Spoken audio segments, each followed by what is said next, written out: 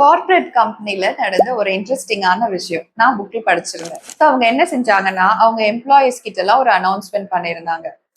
இது வரைக்கும் உங்களோட growth பயங்கரமா ஸ்டாப் பண்ணாங்க பாத்தீங்களா? அவங்களோட ஃபைனல் ஃபியூனரல் நம்மளோட கம்பெனில இன்னைக்கு நடக்க போகுது. பர்டிகுலர் போர்ட் ரூம்ல போட்டு இந்த இடத்துல நடக்க போகுது. எல்லாரும் கண்டிப்பா வந்து பார்ட்டிசிபேட் பண்ணுங்க அப்படின்னு சொல்லி ஒரு அனௌன்ஸ்மெண்ட் போட்டிருந்தாங்க. ஸோ இதை பார்த்த எம்ப்ளாயிஸ் எல்லாரும் ரொம்ப எக்ஸைட் ஆயிட்டாங்க. அது யாருடா? நம்மளோட growth இது வரைக்கும் ஸ்டாப் பண்ணவங்க. உடனே போய் பார்க்கணும். சரி, அவங்க செத்ததுக்கு அப்புறமாவது அவன் யாருன்னு நம்ம தெரிஞ்சுக்கலாம்னு சொல்லிட்டு எல்லாரும் கிளம்பி போயிருக்காங்க. ஸோ கிளம்பி போனவங்க எல்லாருமே கூட்டமா இருந்ததுனால அவங்க என்ன பண்ணிட்டாங்கன்னா, எல்லாரையும் மொத்தமா அனுப்ப முடியாது, ஒவ்வொருத்தரா தான் உள்ள அனுப்புவேன் அப்படின்னு சொல்லிட்டாங்க. வெளியே வந்தவங்க எல்லாருமே அப்படியே கதறி அழுதுருக்காங்க. இது யாருடா இது? ஏன்டா இப்படி அழறீங்க?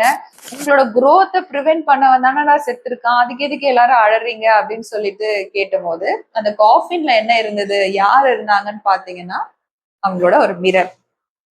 சோ அந்த மிரரை பார்த்துட்டு இது வரைக்கும் இவன் தானா நம்மளோட growth ப்ரிவென்ட் பண்ணிட்டு இருந்தான்ட்டு ஃபீல் பண்ணி எல்லாரும் கதறி அழுதுருக்காங்க. சோ இந்த கதையில இருந்து நமக்கு என்ன தெரியுது?